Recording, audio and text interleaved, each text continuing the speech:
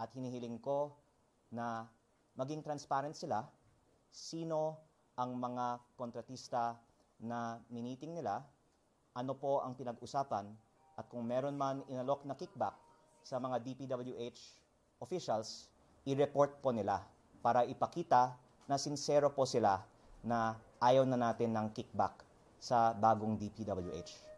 Ang tanong, sino po ang mga opisyales sa DPWH na nakikipag-meeting sa mga contractors, ayaw ko naman pong pangalanan ang mga miyembro ng DPWH na nakakausap ko sa aking pagsusulong ng reforma sa DPWH dahil ang objective ko po ay maaprubahan ng DPWH ang ating mga isinusulong na reforma.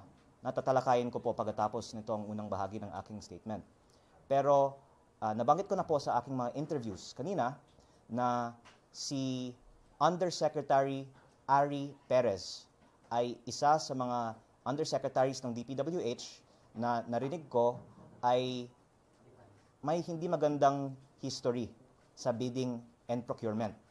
At ang nabalitaan ko din po ay plano daw ni Secretary Vince Dizon na ipahawak kay Undersecretary Ari Perez ang bidding ng DPWH sa central office.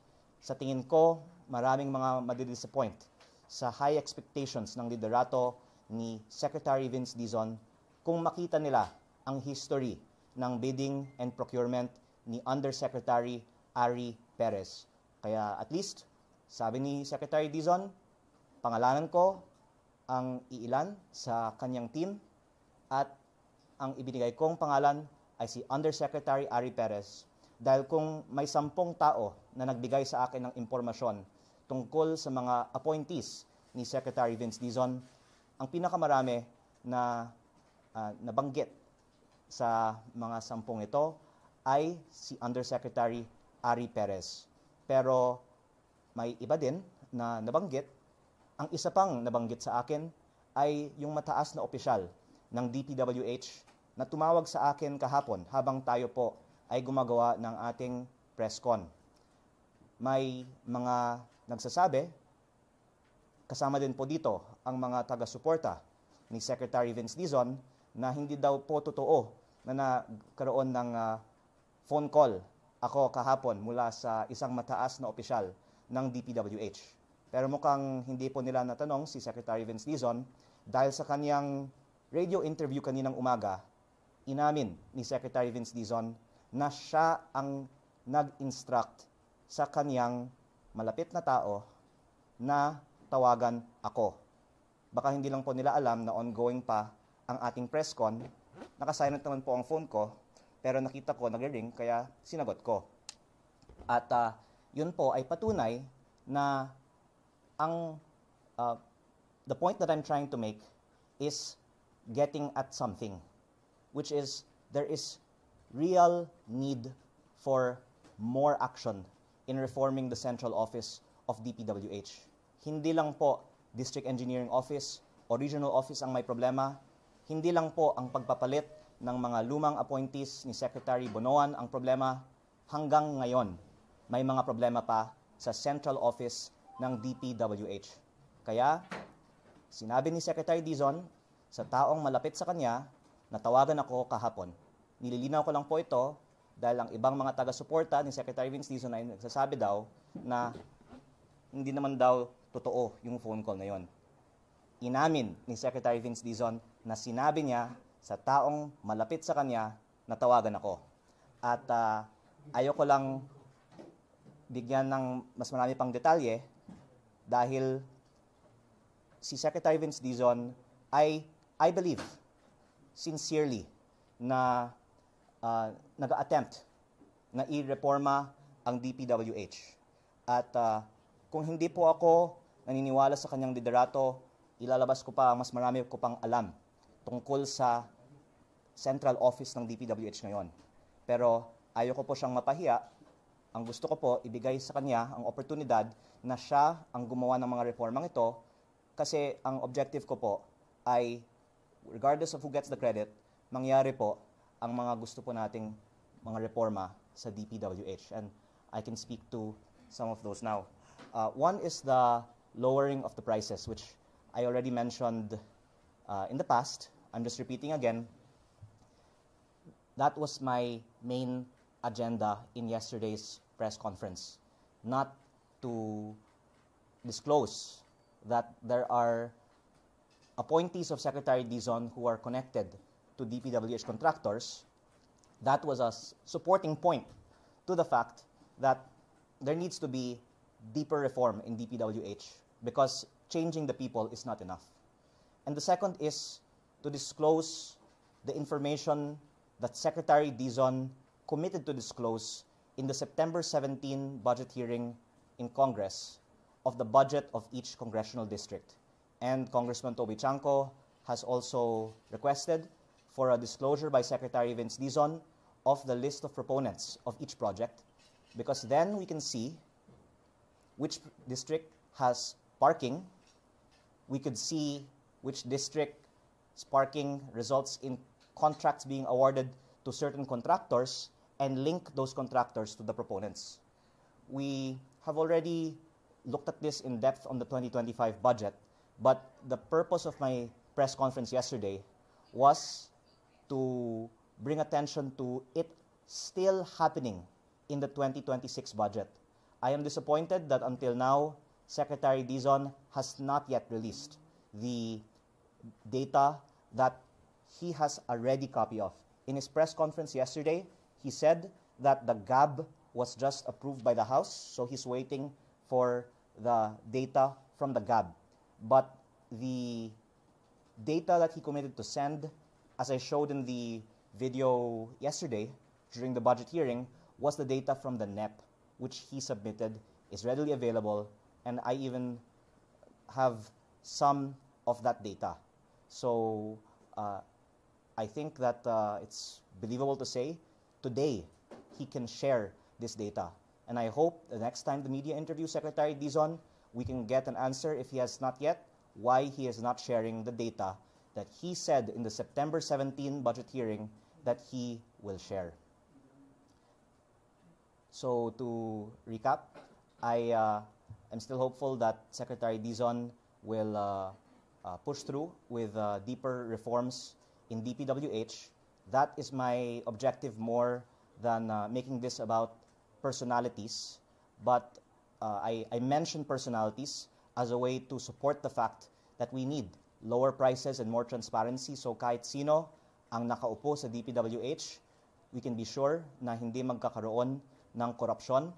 And I will respond to every time that Secretary Dizon or his supporters will say that I am not saying enough. If they want me to say more, I can say more.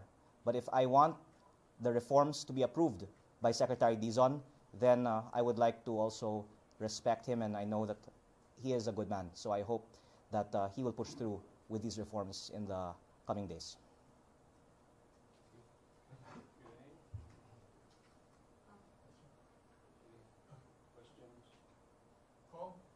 Ano po ba yung allegation nyo kay Yusek Perez? Nakipag-meeting po ba siya sa kontraktor o meron siyang construction firm? Ang sinabi ko po kanina ay marami sa team ni Secretary Dizon ay di umano nakipag-meeting na sa mga contractors. Ang isang na balitaan ko ay nakipag-meeting sa contractors ay iba pa kay Secretary Perez. Siya daw ay nakipag-meeting na sa 3 contractors sa isang restaurant. At may hinihingi na raw kapalit baka ng mga proyekto na hindi pa na-award ng DPWH. Ang pakay ko po ay hindi gawing tungkol sa mga personalidad ito, pero dahil sinabi na hindi po ako nagbibigay ng sapat na detalye, nagbibigay po ako ng karagdagang detalye ngayon. Pero kung sasabihin ko po lahat ng mga nakalap kong impormasyon, baka wala na pong mabuting tao na gustong magtrabaho sa DPWH kasi mahirap talaga po siyang trabaho. Ang masasabi ko din po ay ito, huwag natin itatanggi na talamak pa ang kickbacks sa DPWH. Kaya ako nga po ina-advocate na ibaba natin ang presyo ng DPWH dahil naka-factor in na ang kickback. Ang ibig sabihin po dyan, kung hindi kukunin ng congressman ang kickback, may ibang kukuha. Maari ang mga taga-DPWH ang kukuha. At kung hindi ang USEC o taga-central office, ang taga-regional o district office. Pero habang hindi natin binababa, ang kickback na alam natin ay naka-factor in dahil sa kataasan ng presyo ng DPWH, mapupunta sa isang tao o grupo ng tao yung kickback na yan. Ngayon, ito po ang dagdagan ko. Maaari natin sabihin na halos lahat ng mga miyembro ng DPWH, kasama ang mga bagong appointees ni Secretary Dizon, ay nilapitan o nilalapitan ng mga kontraktor. Kasi yan ay natural kapag ikaw ay nasa DPWH. Ako po, bilang bagong congressman, ay pagkatapos ng eleksyon, nilapitan na ng maraming mga kontraktor. Kasi ang testimonya ni former DPWH Undersecretary Roberto Bernardo ay almost 100% ng mga bidding sa DPWH ay luto. At hindi pa yan nagbago. Tuloy-tuloy pa rin ang pagre-rig ng mga bids sa DPWH. Kaya hindi talaga surprising na lalapit pa ang mga kontraktor sa mga taga-DPWH o ako bilang bagong congressman dahil para makakuha ng kontrata sa DPWH, hindi ka basta bibili ng bid documents at magsasubmit ng lowest price. Ayon sa testimonya ni Yusek Bernardo, dahil rigged ang bidding, kung gusto mong manalo ng kontrata, pwede kang lumapit sa mga DPWH officials. Kaya masasabi ko, halos lahat ng mga appointees ni Secretary Dizon ay siguro nilapitan na ng mga kontraktor. At magandang marinig natin sa kanila na totoo ito, nilapitan sila at hindi nila tinatanggap ang kickbacks. I-reject nila ang kickbacks. Kung itatanggi nila na nilapitan sila o may kickback sa DPWH, well, yung mga kickbacks na yon ay napupunta sa iba.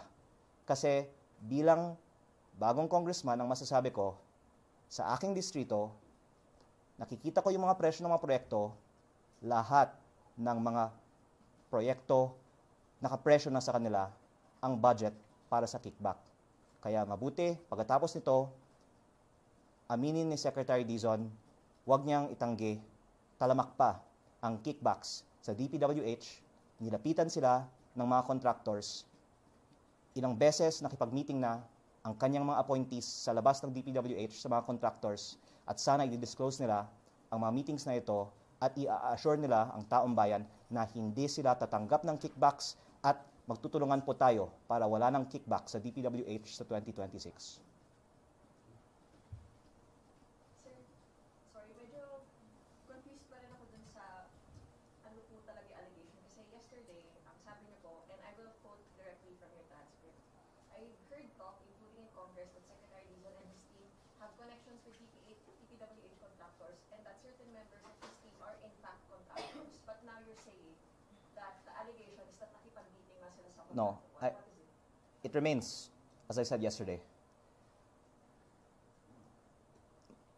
I have heard that not only one member of Secretary Dizon's team is a contractor, but I'm only relaying that as one of a 1 hour plus of information that I shared in yesterday's press briefing, that they have connections to contractors and that at least one, in fact, could be a contractor.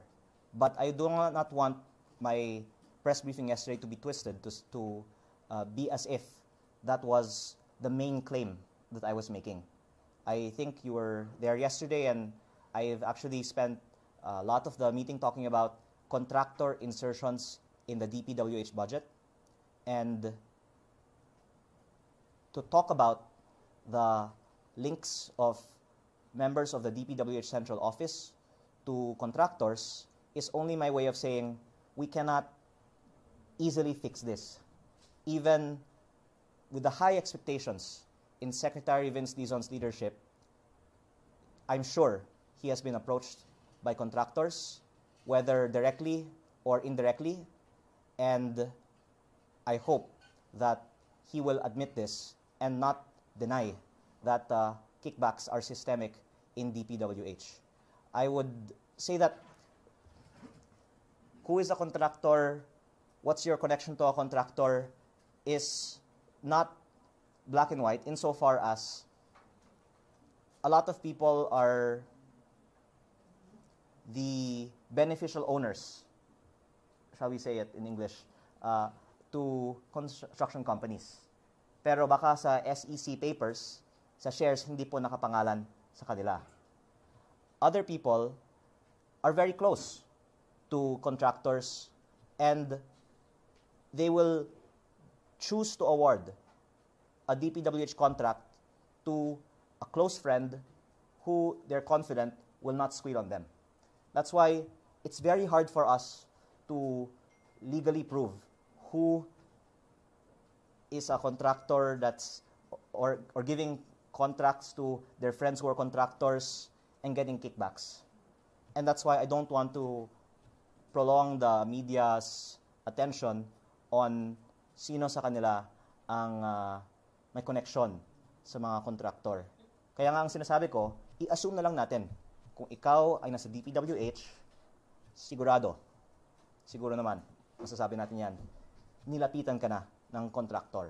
At inamin naman ni Secretary Dizon na marami sila at marami siyang kilalang mga contractor. Siya ay galing sa DCDA at doon marami din pong mga construction projects sila. At nakikipag-meeting sila sa labas ng DPWH. And yes, I maintain that I was told that at least one member of their team is a contractor, but I don't think it will help our country's policy reforms if we focus on now investigating the appointees of Secretary Vince Dizon. I think that as long as Secretary Vince Dizon will push through with the two asks that we have given, lower the prices and be transparent on the 2026 budget, then we can be assured that wala pong intensyon ang bagong team ni Secretary Vince Dizon na tumanggap ng kickback o ialawang iba na kumuha ng kickback, because those are two actions that are against the system of kickbacks in DPWH.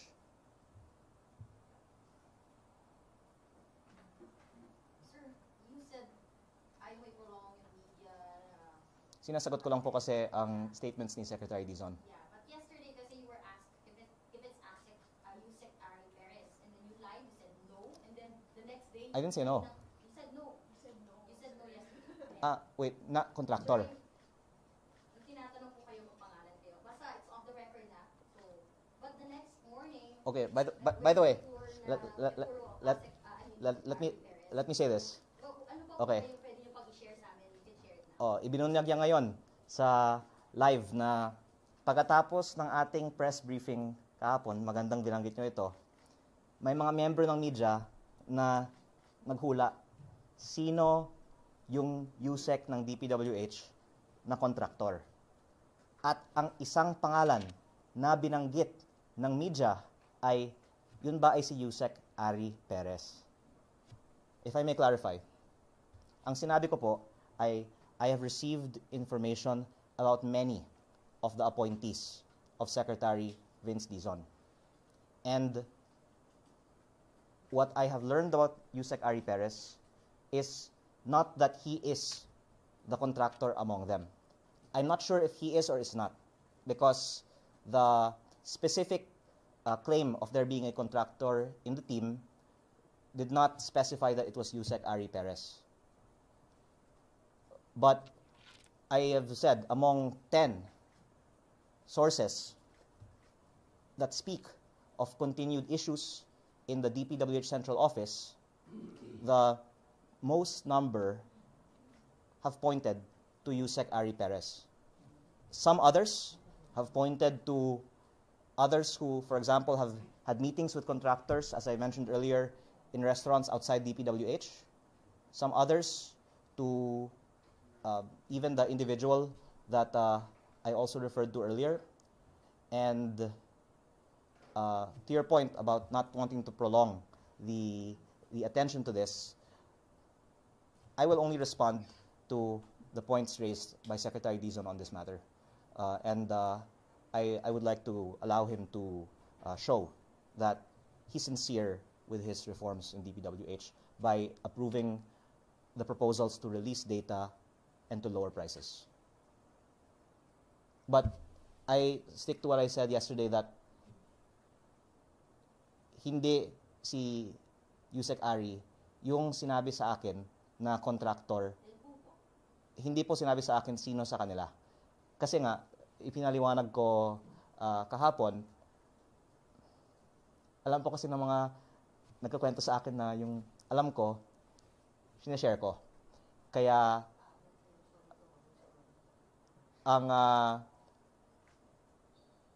kung ang tanong, alam ko ba na siya ay contractor? Hindi ko po alam. Pero yung ang alam ko ay ito. Siya ay nagkaroon na ng maraming mga posisyon. Kabilang dyan, nag-serve siya sa BCDA kasama ni Secretary Vince Dizon. At marami pong mga question sa mga biddings at procurement na gumanap sa mga dinaanan niyang mga posisyon. Kaya nakakapagtaka bakit sa lahat ng mga tao sa buong Pilipinas, si Yusek Ari Perez pa ang aatasan ni Secretary Vince Dizon para sa posisyon na yan, na posible pa siya ang hahawak ng bidding ng mga proyekto sa central office na sakop ang buong bansa. You're saying, sir, may contractor, pero you can't name kasi hindi nyo rin alam. We can speculate, but I don't want to also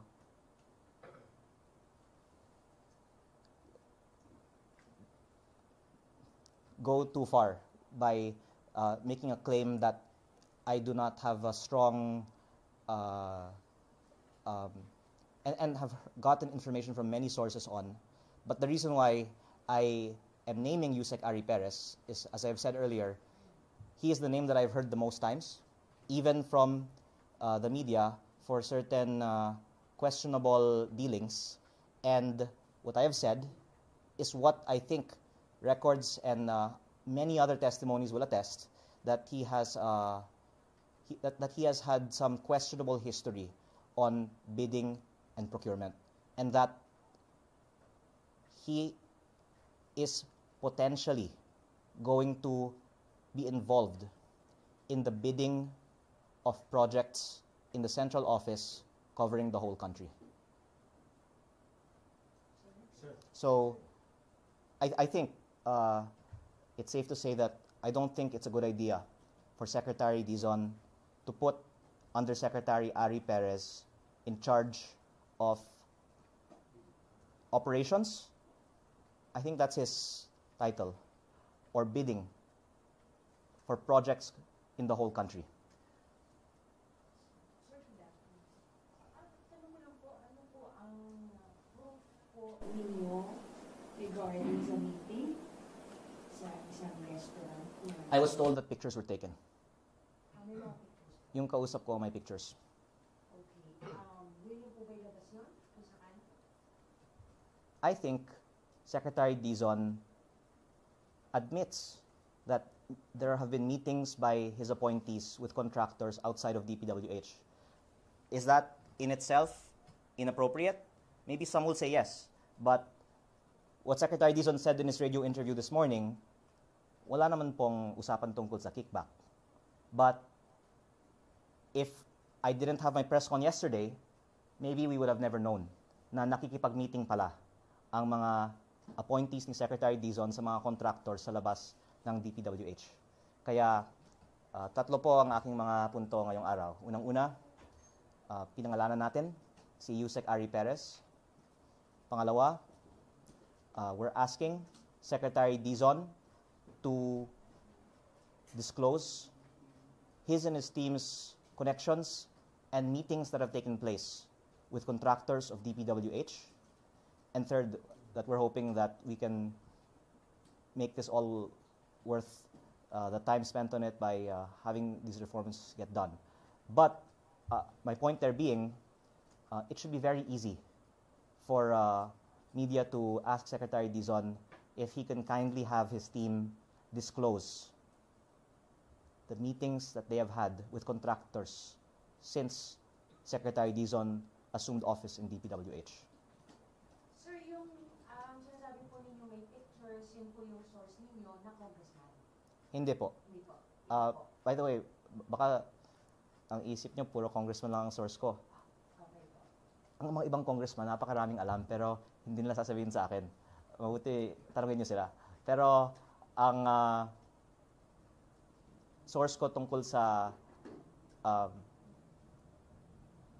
meeting ay may first-hand information tungkol sa meeting na yon. At ang meeting na yon ay sa mga kontraktor. Kasama po siya sa meeting, sir? Parang nakita niyo yung picture. Nakita lang din. Mm. Hindi ko siya yung kumuha ng picture. Hindi ko po kausap yung kontraktor. Pero Contractor to, sir. kilala niyo yung kontraktor. Ay, yung kumuha po ng picture. Mm.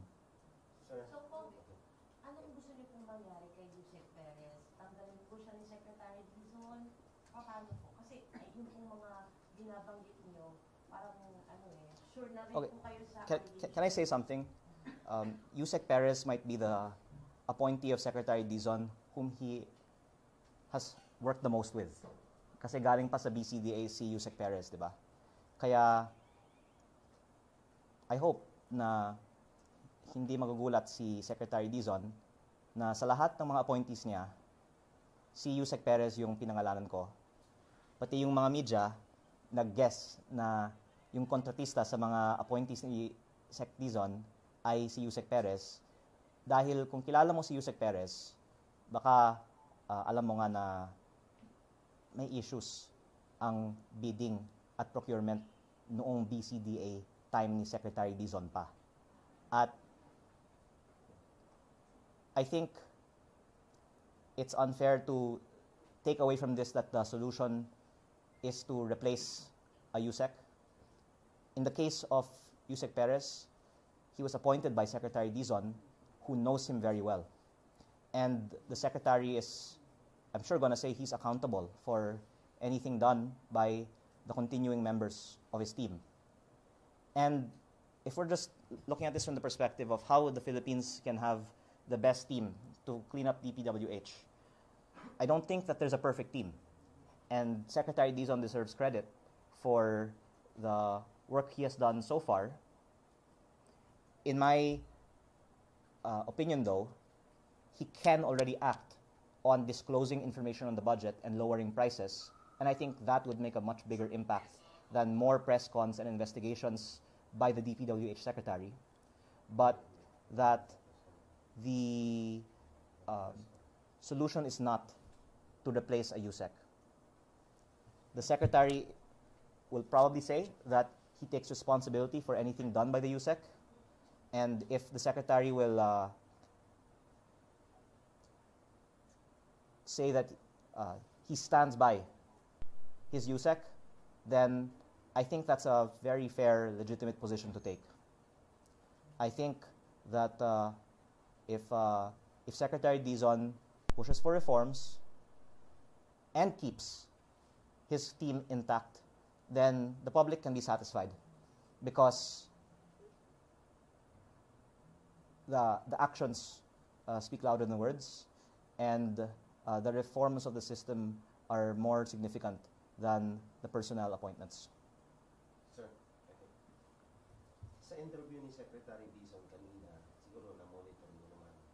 O nga, inaamin niya, kasama niya sa BCDA, he knows very well itong si Yusek Perez.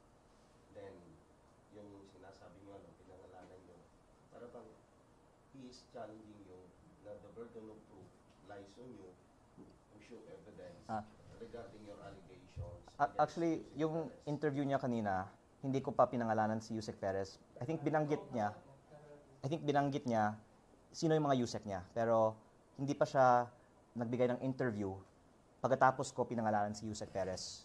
And I think it's good for Secretary Dizon to think carefully about how far he will defend the record of certain people, because kung gusto niya, pwede natin ilabas lahat ng records ng biddings noong nasa BCDA, si Secretary Vince Dizon at si Yusek Ari Perez. Pero muli, wala pong perfectong team, at bilang isang observer ng reforms sa DPWH, kung i-reforma natin ang sistema, kontento ako na manatiling intact ang team ni Secretary Dizon sa DPWH. Pero I don't think that Secretary Dizon will say, and I do not think it will be wise for him to say, na wala akong basehan na pangalanan si Yusek Ari Perez. Kung sasabihin niya yan, buksan natin ang records ng lahat ng mga biddings at procurement sa panahon ni Secretary Vince Dizon sa BCDA. Sigurado po ako, hindi niya sasabihin na walang issue sa bidding at procurement nung panahon nila sa BCDA. Sir, yung po sa meeting, ang nasabi po ba ng source nyo ay nag-uusap sila about kickbacks? Ganito po, sinabi ko kanina, pag may connection ang tao sa contractor, hindi naman yan black and white. Ganon din, pag pinag-uusapan ng kickback, hindi naman black and white. Baka magpapahiwatig ka. Pero ang sinabi sa akin ay yung contractor nagsumbong na itong appointee ay may hinihingi. Eh kung... May hinihingi po, para mas malinaw, sir. Opo. Mas malinaw na. May hinihingi pong pera. Ay, hindi naman po kasi ganyang kadirekta ang mga nanghihingi. Kaya, pero may mga red flag tulad ng bakit sa labas ng opisina sa mga contractor na magbibid sa mga proyekto. I would like to emphasize the following point. In the context of DPWH, we should hold our officials to a high standard. We cannot give them the benefit of the doubt. The burden of proof is on them, especially if they're having meetings outside of the DPWH office with contractors of DPWH to prove na wala silang kickback. Kasi sa sarili ko, nire-report ko. May mga contractors na lumapit sa akin at hindi ako kumukuha ng kickback. At sana din, tanungin ng media, si Secretary Dizon itong simpleng tanong. Sa tingin niyo ba, Secretary, talamak pa rin ba ang kickback sa DPWH? Bilang Secretary ng DPWH, hindi mo ba alam na sa buong bansa daw, niluluto pa ang mga bids at may SOP para sa mga proponent? Sana aminin niya kasi alam natin lahat, meron pa. Ang tanong po, anong gagawin natin para wakasan ito? Kaya sana pagkatapos nitong istorya, ang magiging focus naman ng policy reforms at kung maaari ko pong sabihin, mas mahalaga ito sa lahat ng iba pang ginagawa ng DPWH Secretary ngayon. Dahil hinahabol natin yung mga sinasabing ninakaw na sa mga nakaraang mga proyekto, pero ngayon, pinapa-aproba natin sa Kongreso at Senado ang budget na may budget pa rin para sa kickback napakadali na wakasan ng kickback kung ilabas lang ni Secretary Dizon ang pagbaba ng presyo at ang impormasyon tungkol sa mga DPWH projects per district. Unless po magkaroon ng reforms na binabanggit nyo, lower the prices of DPWH projects as well as yun pong i-publish ni Secretary Dizon yung mga projects sa congressional district, tainted si Yusek Perez. Buong DPWH. Kasi alam natin na may kickbacks enabled by the high prices in the budget prepared by DPWH. At ang sinabi ko sa aking privileged speech at explanation of vote sa Kongreso, to approve of DPWH's proposed budget is tantamount to approving kickbacks. Is it also tantamount to say na unless mag-hit sila doon sa demand mo, walang nangyayaring magandang reforma sa Okay. DPWH? Nais ko pong linawin na ang panukala na ibaba ang presyo ng mga proyekto ng DPWH ay hindi akin lamang. Sa Senate flood control hearings, si Senator Bam Aquino ay nagtanong kay DE Henry Alcantara at Bryce Hernandez anong porsyento ng kontrata ay napupunta sa proyekto. At ang sagot ay 35 to 50%. At ang sinabi ni Senator Bam Aquino, magre-research ang kanyang opisina tungkol sa CMPD, I think Construction Materials Price Data, at saka ang DUPA, Detailed Unit Price Analysis, para maipakita na systemically overpriced ang mga DPWH approved budgets for contract. At sinabi ng ibang mga senador na sang-ayon sila sa pagbaba ng presyo ng mga DPWH projects. So hindi po ito akin. Ito po ay idea ng marami at ako po ay sang-ayon sa description nyo na kung hindi ka tutol dito at alam mo na kaya mataas ang presyo dahil talamak ang kickbacks pa rin sa DPWH, ikaw ay sumusuporta sa pagtuloy ng kickbacks sa DPWH. Sir, sorry, off topic lang. Since doon naman po kayo sa napupush na reform sa DPWH, kayo po ba personally, willing po kayo i-make public yung salary nyo po? Since ang ombudsman inalis na yung restriction, Yes. you're willing? Kahit Yes. po ngayon, I mean, Opo. kahit hindi po yung bigyan ng authority ang SecGen na i-release yung salary nyo po. Yes. Okay, another off topic. Since lakas CMD member po kayo, kanina kasi sinabi po ni Congressman Adjong na nagko-contemplate po ang lakas CMD to file an ethics complaint against your colleague, Congressman Kiko Barsaga, because of his actuations po sa plenary sessions as well as sa mga post niya po sa Facebook. Will you support an ethics complaint against Kiko Barsaga? Since you are Akala ko member of lakas CMD. ang point mo kung ako po ay comparable sa ating distinguished representative ng Cavite. Hanga ako sa kanya at I think na kailangan natin ng mas maraming mga independent voices sa Kongreso. Ako po, Kaya hanga sa kanya, sir. because may kasabihan si Voltaire, I may not agree with what you say, but I will defend to my death your right to say it. Mabuti ang free speech at ang plurality of voices dito sa Kongreso. And I would like to credit Congress for allowing other members to speak openly with different opinions. There are many members of the minority who have also given their own very informative speeches about the budget in the past week. And this is all very useful for the legislative process to allow people to express differing opinions. And again, I think it is a credit to Congress that I can give this press briefing in the House Media Center. Kaya nagpapasalamat po ako sa 20th Congress for allowing us to express these views. So categorically, you will not support any ethics complaint to be filed, if Ah. ever, by the Lakas CMD? Actually, hindi ako nasa member ng Ethics Committee. At Lakas yan, sir. Yeah. Lakas. I'm not aware of the press con and I'm not studying the cases that are being contemplated. And ako po ay nakafocus sa DPWH at sa budget. So I hope that it's understandable that I not comment on things that I am not well informed about. Sir, dito po mag-comment kayo.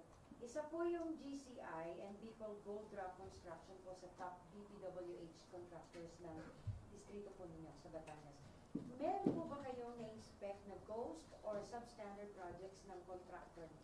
Salamat sa pagbalik ng focus sa mga proyekto ng DPWH dahil more than si Yusek na yan talaga yung laman ng issue ng DPWH.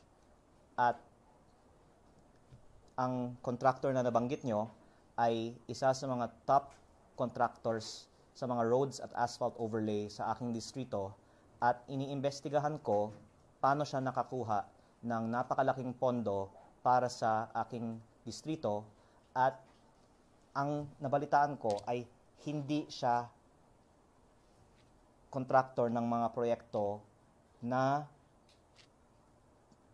ang proponent ay ang district congressman lang.